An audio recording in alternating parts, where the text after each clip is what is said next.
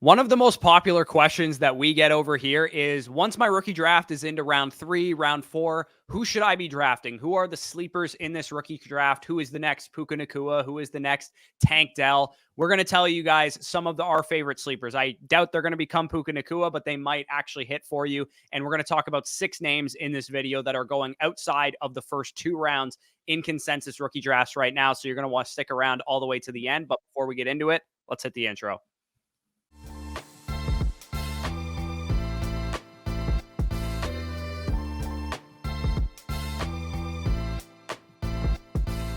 All right, so if you guys skipped the intro, like I said, we're going to break down our top 6 rookie draft sleepers. Each of us brought 3 to the table. We're going to go in descending order from 3 to 1 to build some suspense and talk about our number 1 sleeper each at the end.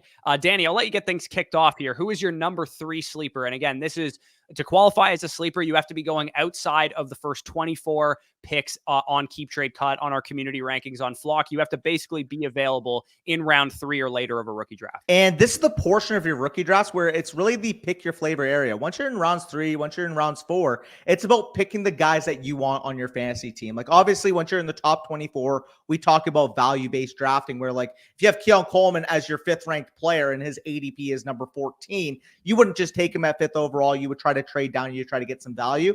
At this portion of the draft, once you get to the 302, the 306, the 309, it's about taking the players that you best project moving forward. And one of the guys that I have best projected moving forward is Isaac Guerendo, running back now of the San Francisco 49ers.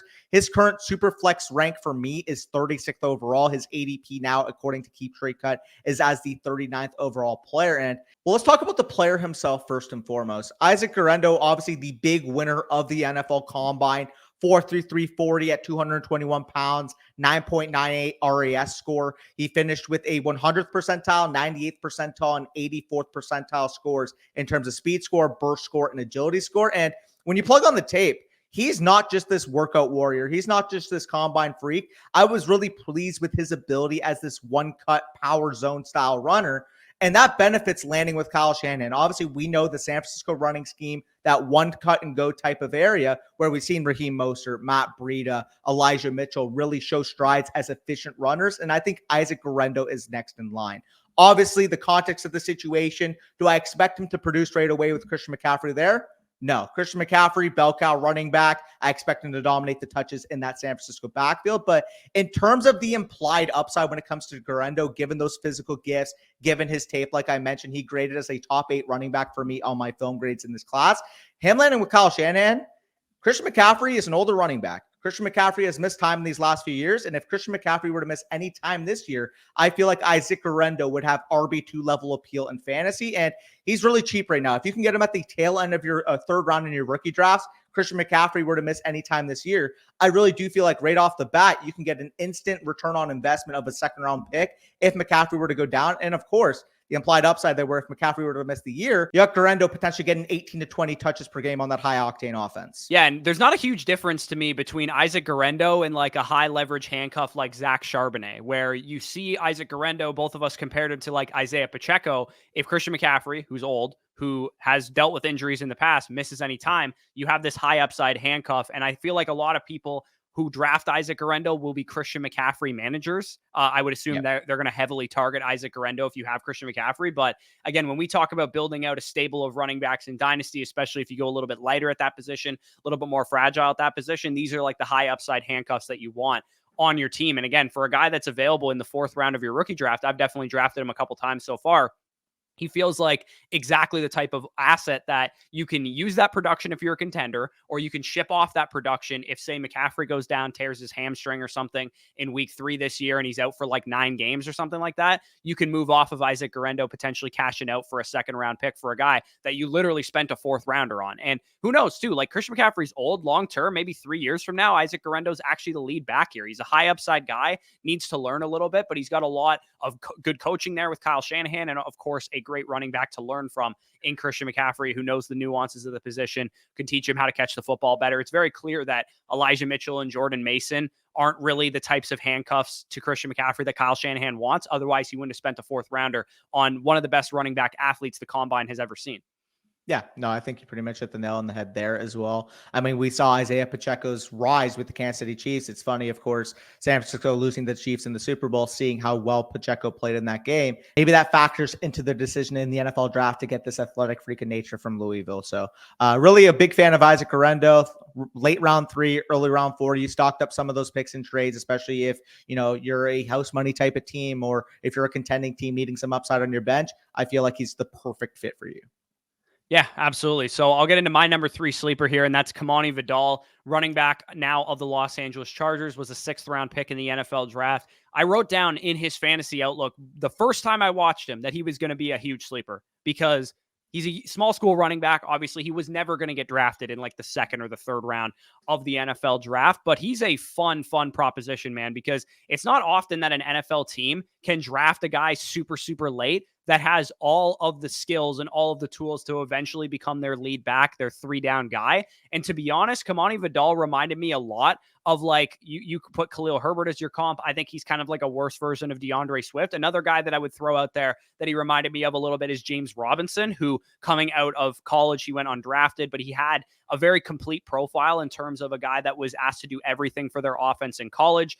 Day 3 running backs from small schools, they usually are these like diamonds in the rough. We've seen how the NFL treats running backs nowadays. They don't like paying them. They don't like drafting them highly. And when you get a guy that posted an elite 93.7 PFF rushing grade his final season in college and actually led the class in rushing yards with over 1,600 his final year in college and tested well, 8.88 RAS score, ran a 4.46, 5'8", 213 pounds, can catch the football as well.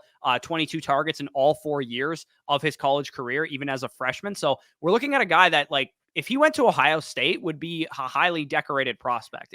He went to the University of Troy, played at a smaller school, and that's why he's available on day 3. But it would not shock me if when all is said and done, we're looking at Kimani Vidal as one of the best running backs that came out of this class, because he also went to a situation in Los Angeles that has Gus Edwards. I love J.K. Dobbins, but he's coming off of a torn Achilles. Gus Edwards, obviously a little bit older, has a lot of touches under his belt, has torn his ACL in the past. None of these guys are sure things in this Jim Harbaugh offense now with the Chargers. So Kimani Vidal, I really think this is a wide open backfield between these 3 guys. Yeah, I think you labeled it pretty well. Obviously, you're a big fan of J.K. Dobbins. He's still coming off the Achilles, the knee issues that he's seen in these last couple of years. You mentioned Gus Edwards coming over, older running back, knee issues in the past as well. And the thing that I love about Kimani Vidal that I feel like Jim Harbaugh really prioritized when watching his film, hence why he took him in the NFL draft, is that Kimani Vidal isn't your prototypical, small school running back, scat back, efficient in space. No, like, he can run between the tackles. He can fucking pass block his ass off. He can get on the field day 1 and impress Jim Harbaugh into the point where he can handle the small little responsibilities of the running back position, the small little nuances of the running back position. And typically we'll see, the Pierre Strongs from small schools where they're big athletic guys that for the most part just win off of naturally out athleting the smaller competition. With Kimani Vidal, you really do see those true nuances that make a professional running back. And I really do feel like if he's given the opportunity this offseason, you could be talking about one of the biggest value gainers of this entire class. So I agree with you with him.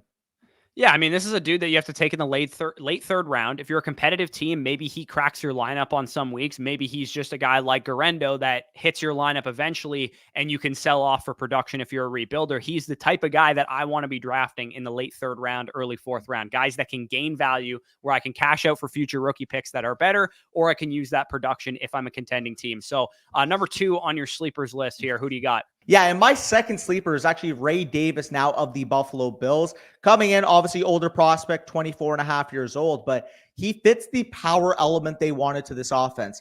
5'8", 211 pounds. I had him comp to a guy like Mark Ingram. You had him comp to a guy like Khalil Herbert.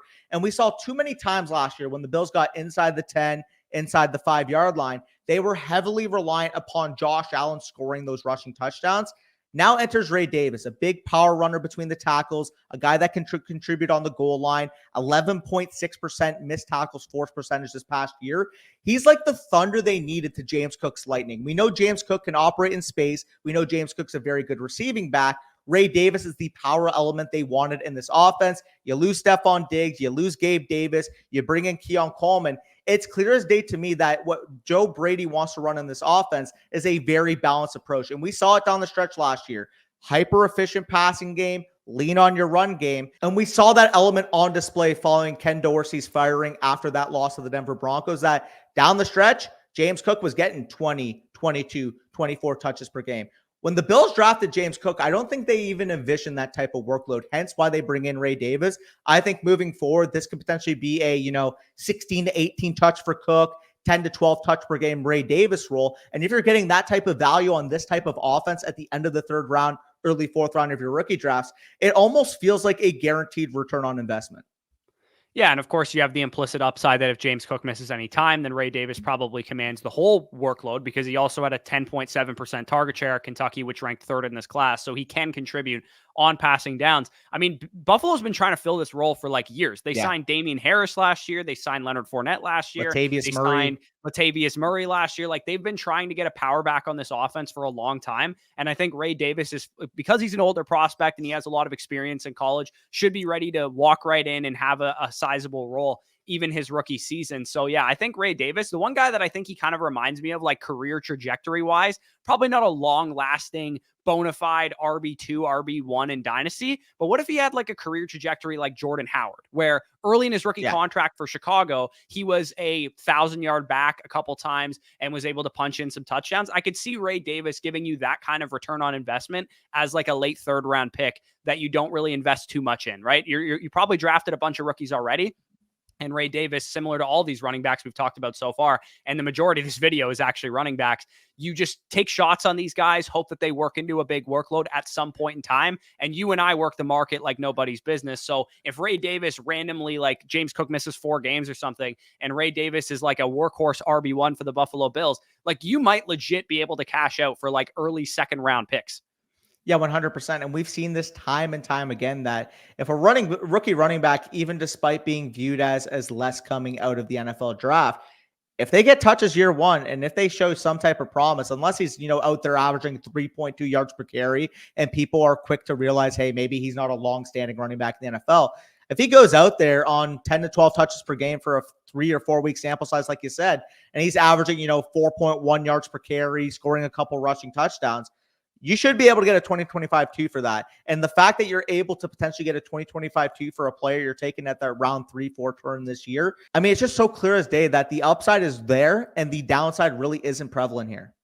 Yeah, and again, if you're a contender too, I mean, Buffalo Bills running back that's going to have a standalone role with some handcuff upside, that's a great like RB5, RB6 to have on your roster, especially if you play in a deep league with like 3 flexes and that kind of thing. So moving to my second sleeper of the video, the only wide receiver I believe that we're going to talk about this whole time, Malik Washington, wide receiver now of the Miami Dolphins. He was drafted late in the draft, like 5th, 6th round to the Dolphins, but he's explosive. He's tough. He's got great hands. He's a good yards after catch threat. I compared him to kind of like a worse version of Zay Flowers coming out, where Zay Flowers had the route running chops a little bit more so than Malik Washington. He worked a lot more downfield than Malik Washington. And of course, he was drafted in the 1st round, unlike Malik Washington. But with Jaylen Waddle and Tyreek Hill, they have some decisions to make here soon. With Tyreek Hill, he's talked about retirement over the next couple of years. Jaylen Waddle's going to need to be paid a big contract pretty soon here. In this Dolphins offense, it's very concentrated. It was just Tyreek. It was just Jaylen Waddle. They could use some other threats in this offense. And you have an accurate quarterback in Tua Tagovailoa, who also needs a big contract soon. They might be looking to save money and move on from some of their guys. And Tua is the type of quarterback that rewards guys who get open quickly, who get open in short areas. And with one of the best wide receiver duos in the league, I think Malik Washington has the ability to come on slowly and learn from those guys, because he does have some work to do. But when you actually stack up his prospect profile, I mean, he led this class with a 35% target share his final year at Virginia Tech. He also led this class with 25.6 PPR points per game his final year. So you're looking at a guy that can produce. He was very productive his final year of college, 92.4 receiving grade, ranked 2nd only to Malik Neighbors this year. So he is a very, very intriguing option because he clearly has the talent to produce. He's just kind of buried on the depth chart. They also signed Odell Beckham in free agency. I'm not overly worried about that. I think year 2 with Malik Washington, if we see him produce a little bit in spurts here and there, get on the field when he can, and say average like 26% targets per route run, and then year 2 of his career, he's actually a full-time starter, that could be the type of option that ranks in like the wide receiver 50 range post year one of his career. And you could maybe sell off for a second round pick or in a package deal to upgrade your wide receiver position. And that's kind of how I see Malik Washington. This is a guy, again, you're drafting like in the late 4th round. It's not like you have to take this guy in round 1 or round 2 of a rookie draft. You're getting this guy super, super late. And I feel like he's just the prototypical ROI type of pick. Yeah, and we keep saying the term ROI, but it really is easy to find what type of skill sets these players bring to the table, what type of roles they could play on their upcoming offense, and kind of project forward. When you're spending a late round 3, early round 4 rookie pick on a guy like Malik Washington, well, we know for a fact that if Jaylen Waddle or Tyreek Hill were to miss any time, again, keep in mind, the context of the situation here is the Dolphins were one of the most concentrated offenses in the entirety of the 2023 NFL season. When Jaylen Waddle and Tyreek Hill were healthy, they were garnering 60+% of that team's targets. If Jaylen Waddle were to miss any time, if Tyreek Hill were to miss any time, Malik Washington, yes, I understand comparing him to those 2 wide receivers at this point of his career, he's only a 5th round pick.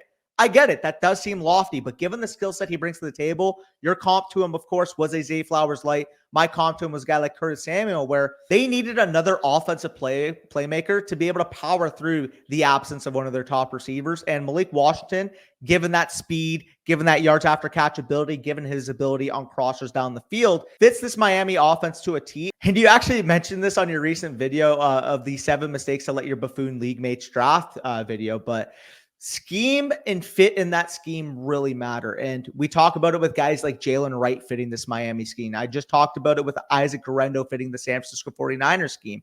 It's not necessarily about landing spot and thinking, oh, you know, the Chiefs, the Bills, the Niners, they're great offenses. You also have to contextualize the fit in the offense. And I really do feel like Malik Washington, exactly the type of fit Mike McDaniel wants in this wide receiver course. So you mentioned it perfectly. If he's available at the end of the 3rd round, early 4th round, this is the type of shot I'm taking every single time. Yeah, and I mean, he's definitely not Deebo Samuel, but maybe he sees the kind of design touch usage that Deebo Samuel saw in San Francisco as well early on in his career while he's getting accustomed to the NFL. I just think this is a guy that I want pieces of this offense. We know they're going to score points, especially in September and October, like the Miami Dolphins seem to do every single year. And long term, I have no idea what's going to happen. I just want a piece of this offense attached to Mike McDaniel. Like you said, he's going to know how to use a guy like Malik Washington. So for me, yeah, in the 4th round of a rookie draft, absolutely, I'll take the shot on this guy. So I'll let you get into your number 1 sleeper, and then we'll go over to mine. We, spoiler alert, both have running backs, and your guy is actually maybe even available on undrafted free agency, let alone in the late 4th round. Yeah, and when I saw my guy's ADP, I almost had to take a double take because he is currently going as the 58th overall player in your rookie drafts, and that's mind-blowing to me. This is a guy that I currently have ranked as my Superflex rookie ranked number 32 player. We got Tyrone Tracy, running back of the New York Giants, a guy that I had as my RB7 in the pre-draft cycle. And I understand, similar to Ray Davis, people are going to see the age and automatically want to write him off. And let me just get that out of the way. Yes, he is listed at 24 and a half years old after the NFL draft. Yes, he's only played running back for 1 season in his career. And I totally understand if those red flags are enough for you to write him off. But if you guys have an open mind, just let me make the case for Tyrone Tracy. He does go in the 5th round to the New York Giants. He's a guy I comp to Tony Pollard. And obviously, as a Dallas Cowboys fan, I was able to watch Tony Pollard's transition towards learning the running back position in real time. He came as a big-time athlete out of Memphis, was used some as a wide receiver, was used some as a running back, lands with the Cowboys, really develops the nuances of the position. And I see those natural abilities I saw in Tony Pollard when I watched Tyrone Tracy's tape. 46 missed tackles forced on his 113 carries this year.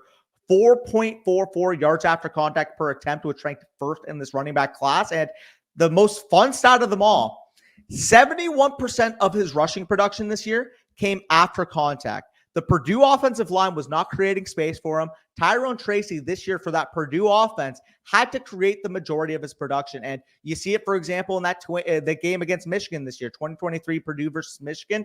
Tyrone Tracy looked like one of the best players on the field against a Michigan defense that had arguably the 2025 number 1 corner, arguably the 2025 number 1 defensive tackle, a day 2 pick nickel corner, 2 very, very good safeties. It was the best defense in the country, and Tyrone Tracy stood out in that game tape. That was really eye-opening to me, being able to dominate against competition that is clearly better than yours. That Purdue offense overall was matched. The one saving grace for them to move the ball in that entire game was Tyrone Tracy. He lands in an ambiguous backfield situation there with the New York Giants. Obviously, they did sign Devin Singletary in free agency, but Saquon Barkley leaves a huge hole in this offense. Saquon Barkley was the type of running back that was getting 20, 22 touches per game on the New York Giants last year, on top of being both a workhorse between the tackles and a workhorse in the passing game. Well, Tyrone Tracy, although year one potentially could split time with Devin Singletary, has all the potential starting running back traits I look for. And as soon as he gets a feel of NFL speed, as soon as he gets a feel of the nuances of the running back position, he already has the natural elusiveness, the natural tackle breaking ability that I covet with these day three backs. Again, he is as cheap as can be right now. I have him ranked at 32. You can draft him in the majority of the fourth rounds of your rookie drafts. And if you're getting a guy who, in my opinion, could potentially be a starting NFL running back in the fourth round of your rookie drafts, I will be smashing the red draft button every single time. Yeah, he's a guy that I've actually picked up in undrafted free agency twice now. So, I mean, he's not the type of dude that even gets drafted in most rooms. So if you're in a draft where he's available at the late fourth round and you're looking for a high upside pick, again, maybe he's just the type of guy that you cash out a third round pick for midway through the season because he works into a workload for the Giants, or maybe even a second round pick if you're lucky. Regardless, again, this is one of these guys that's a return on investment pick. And I was a little bit lower on the talent level of him. I saw him more so as like a raw, like Antonio Gibson. Ironically, both Memphis running backs that we talked about as comparisons, but I still see the upside. I saw what I needed to see on film from the guy. And Devin Singletary doesn't really scare me. Like, he's been good at commanding a workload in his career. He's done it in both places, Buffalo and in Houston. He was like a underratedly decent like RB2 flex play for a couple of years, but Tyrone Tracy has the ability to work in on passing downs to start, special teams to start, and maybe works in to the running back rotation early on in his career because he does have good ability in the passing game, especially. So moving on to my number one sleeper in this video is Audric Estime, who I have ranked inside my top 30. So he's like borderline a second round pick for me. But he is actually going in the mid to late third round at 34th overall. And the reason I love Audric Estime so much is, I mean, Tyrone Tracy is more so the projection where we're hoping he gets better at the actual nuances of playing running back. Audric Estime already knows that stuff. And he was the second youngest running back in this class at 5'11", 221 pounds. He obviously fell in the NFL draft due to the fact that he ran a 4.7 140 at the combine.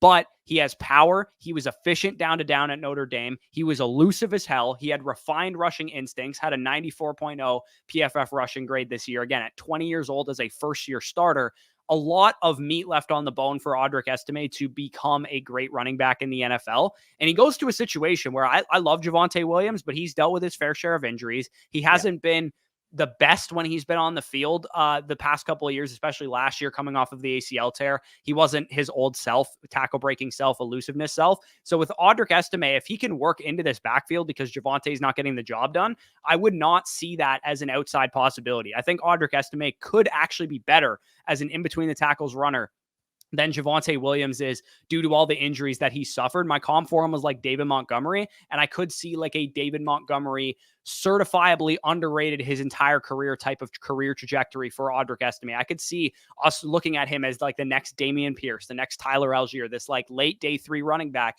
that comes out of nowhere and starts for an NFL team. And then going into year 2, he's labeled as the starting running back. Of course, with Algier and Pierce, they ended up getting replaced. They ended up getting their production getting supplemented because they didn't get the job done. But with Audric Estime, I feel really confident that he can do really whatever an NFL coaching staff asks of him. And he will be a favorite of NFL coaching staffs because he hits the holes he's supposed to. He gets what's there. He doesn't, bounce runs outside. Like, he does exactly what he's supposed to do and gives you a little bit more on top of that.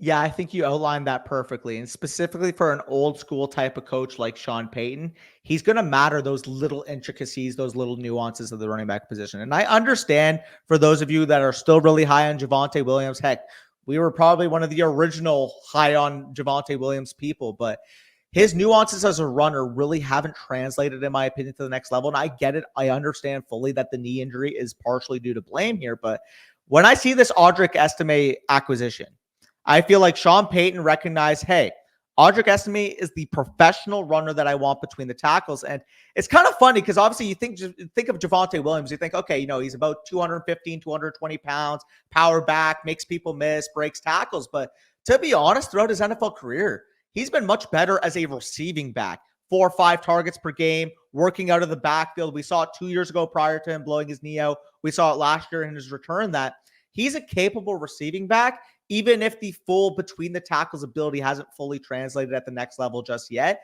I honestly think Audric Estime, he is drafted to be the Mark Ingram, and Sean Payton may just view Javonte Williams, Jaleel McLaughlin, Blake Watson as that Alvin Kamara third down role for this offense. I really do feel like Audric Estime, in terms of a profile, sticks out more than every other running back on the roster based off what he was able to show at Notre Dame. And as long as you're getting a player that played closer to 4.55, 4.6 on tape rather than the 4.71 that he displayed at the combine, it's going to be a value pick. Yeah, exactly. Like, I actually do believe in Javonte this year. Like, from a redraft of best ball standpoint, I'm going to be taking shots on Javonte Williams, but I will admit there's definitely an outside shot that he misses, and Audric Estime has a chance to potentially take over this backfield down the stretch. So it's kind of like Kenneth Walker and Zach Charbonnet. I actually like both of them at value. It's just that it's smart to take your share of Charbonnet, even if you believe in Kenneth Walker. Yeah, 100%. I mean, at the end of the day, it's about value, like you said. If Kenneth Walker is going to be the guy that you take in the top 6 rounds of your draft versus Charbonnet going to be the guy you take at lower opportunity cost in the 11th, 12th round, that's a similar situation. Javonte Williams probably going to be a top 10 round type of redraft pick, whereas Audric Estime is basically free in your redraft leagues. And that's specifically in a redraft frame. From a dynasty perspective, having to pay that second round pick you would for Javonte Williams, you can get Audric Estime at that 3-4 turn. Yeah, absolutely. So again, when you're building out these like 0 RB cores, these fragile running back cores, guys like Audric Estime who can actually crack your lineup early on in his career and potentially even turn into the next Dameon Pierce, where you have a selling window for a late first round pick or whatever after his rookie season. I would not see that as an outside range of outcomes. Like Audric Estime, if you told me there's one running back after this running back class is over, all said and done after year 1, that you can sell for a late first round pick who was available in the 3rd, 4th round of rookie drafts, I would put my money on it being Audric Estime. Yeah, I agree. For the record, this is a guy that we both actually had ranked as our RB4 in the cycle. A guy that we both comped. I believe you had him to David Montgomery as well, right? Yeah, we both had him to Dave Montgomery. I thought he was a better running back than Blake Corum and Marshawn Lloyd, who were both drafted ahead of him. He only fell due to the fact that he ran a 4.71 at the NFL Combine. If he ran 4.58, I don't even think we'd be having this conversation. He'd probably be a top 2 round rookie pick, no question about it. Yeah, I completely agree. Who knows? Maybe in that world, in that parallel universe, he's maybe the selection at 87 for the Dallas Cowboys if he runs a little faster. Yeah, I mean, I still think the Cowboys should have taken him, to be honest. I don't know what the hell they were doing. I would feel very excited about him if he was on the Cowboys with a 3rd round draft capital tag there. So that is the end of our sleepers video. Again, we talked about 6 sleepers in this one, going through mainly running backs. There's some wide receivers we didn't get to mention. Jacob Cowing, Johnny Wilson, Jalen Coker. Those guys are mainly undrafted guys, and we'll talk about them when I do like a quick solo video on undrafted free agent priority pickups. But those guys also would qualify as like late 4th round guys that you could take shots on. Just thought I'd mention them because we talked mostly about running backs in this one. Not overly interested in the quarterbacks and tight ends in this range. Spencer Rattler, maybe if you're a Spencer Rattler guy. Theo Benson Johnson, falls. Benson is not really in this range. He's more so of like a late second, early 3rd round type of guy. So again, if you want to take shots on the tight end class, Eric All, Theo Johnson, Jaheim Bell, go ahead. But for me, I think the sleepers from this class will come via the running back and wide receiver position. Yeah, I completely agree. And I mean, I guess like if Spencer Rattler falls in the 4th round, that's fine. Though I did see his ADP at one point being in the early 3rd or earlier in a lot of the drafts. I think he was as a top 30 valuation, has slipped since then. But if he falls to the 4th round, that's another guy. But aside from that, like you said, it's going to be running back and wide receiver.